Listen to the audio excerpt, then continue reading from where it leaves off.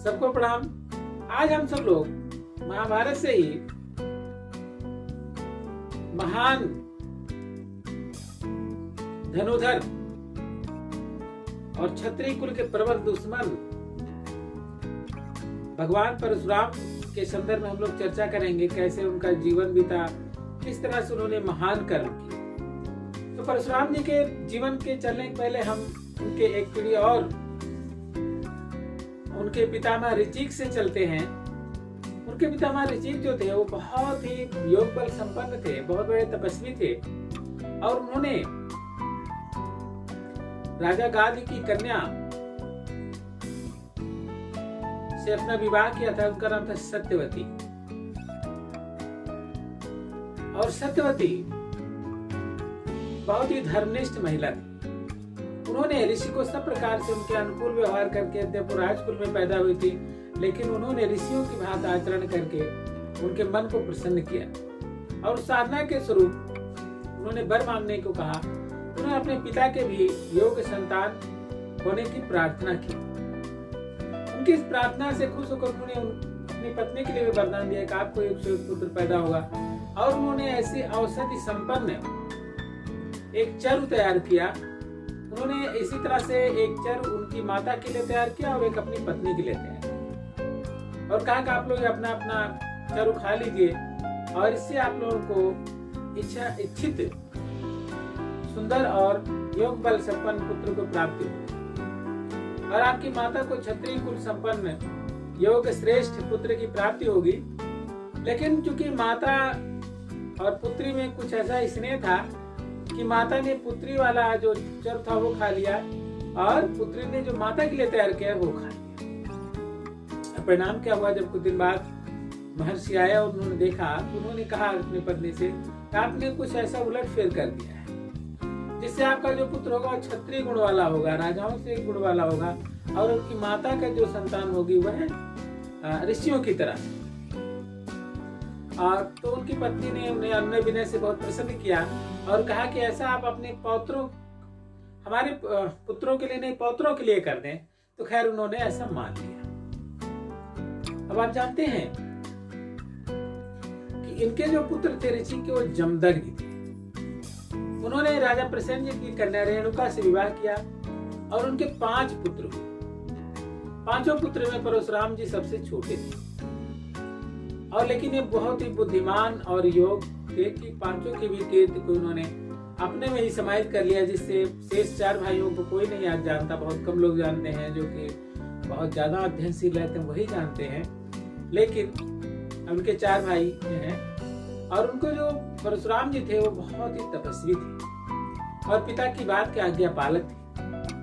कहते हैं एक बार रेणुका जब एक नदी के किनारे गई और उसी समय एक राजा अपनी रानियों के साथ विहार कर रहे थे, तो उनको देख करके उनका मन मलिन हो।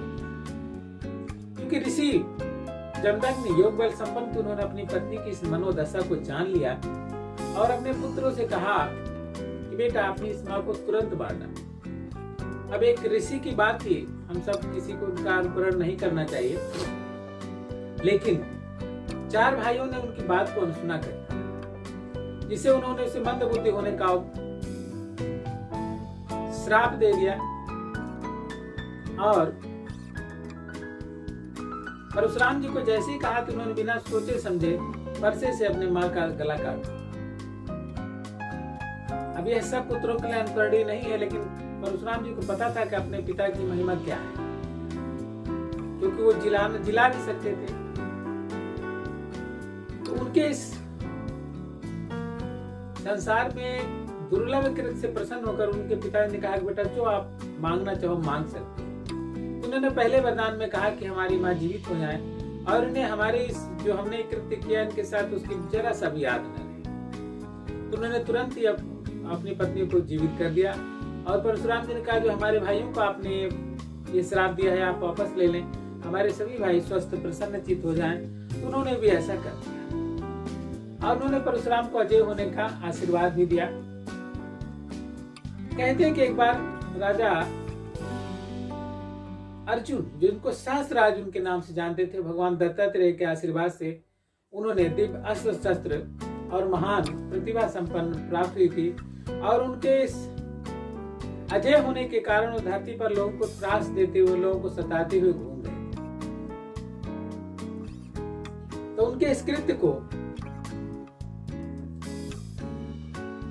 जमदग्नि भी जान गए थे और संजोगवश एक दिन वह कार्तवीर्य अर्जुन, जिसको सहस्त्रार्जुन 1000 भुजाएं होने के कारण सहस्त्रार्जुन भी कहा जाता है, वह इनके आश्रम पर आए। तो ऋषि ने अपनी गाय की सहायता से इनकी पूरी सेना का आदर सत्कार किया। कहते हैं कि ऋषि के मना करने पर भी सहस्त्रार्जुन इनकी गाय को ले। अब उनके कृत्य से परशुराम जी बहुत क्रोधित हुए और उन्होंने सहस्त्रार्जुन से युद्ध किया और उसकी संपूर्ण भुजाओं को काट डाला और उसको यमलोक भेज दिया। कहते हैं कि यद्यपि सहस्त्रार्जुन को बहुत दिव्य बल संपन्न प्राप्त था, लेकिन परशुराम का जो प्राप्त। अब महाभारत के अनुसार जब अपने पिता को मारा गया जान करके उनके बहुत सारे पुत्र थे, उन लोगों ने एक बार परशुराम के अनुपस्थित में आश्रम को घेर लिया और यद्यपि जमदग्नि ने बिल्कुल प्रतिरोध नहीं किया, वो राम राम कहते रहे, लेकिन फिर भी उनके पुत्रों ने अपने पिता का प्रतिशोध लेने के लिए परशुराम जी के पिता को मार दिया। जब परशुराम जी आश्रम पर आए तो फूट फूट कर रोने लगे। अपनी माता को भी उन्होंने असहाय अवस्था में रोते हुए देखा। तो उनके इस कृत्य से परशुराम जी को क्रोध हुआ और उन्होंने 21 बार क्षत्रियों को धरती से विहीन करने की प्रतिज्ञा की। कहते हैं कि जो भी उनके सामने आता वह तिनके की भांति नष्ट हो जाता। और चूंकि योग बल संपन्न थे, भगवान शिव से भी उन्होंने आशीर्वाद लिया था, इसके नाते उन्हें कोई जीत नहीं पाया। और जब 21 बार उन्होंने क्षत्रिय विहीन कर दिया, एक बार वो तपस्या कर रहे थे, उनके पितामह ऋषि मुनि प्रकट हुए और उन्होंने परशुराम जी को ऐसा करने से रोका कि आप ये विनाश न करें, धरती पर जो एक व्यवस्था है उसे बनाए रखने दें, ताकि धरती पर एक व्यवस्था बनी रहे और राजाओं की जो परंपरा है, शासन करने की जो परंपरा, वो चलती रहे। तो उनकी इस बात से परशुराम जी मान गए और उन्होंने धरती को दान कर दिया और खुद महेंद्र पर्वत पर रहने लगे। तो एक महान ऋषि की गाथा थी जो योग बल संपन्न थे, जिन्होंने धरती पर किस तरह से प्रतिकार किया जाता है इसकी परंपरा एक प्रकार से डाली है। लेकिन इस परंपरा में हम लोग बता दें कि अगर हम लोग प्रतिकार की भावना से न काम करें, एक दूसरे के सुधार की भावना से काम करें, तो धरती को ज्यादा सुंदर बनाया जा सकता है और हम सब लोग मिलजुल कर ही एक नई परंपरा डाल सकते हैं जो कि योग बल से संपन्न हो। तो इसी के साथ हम सब आज की वाणी को विराम देते हैं।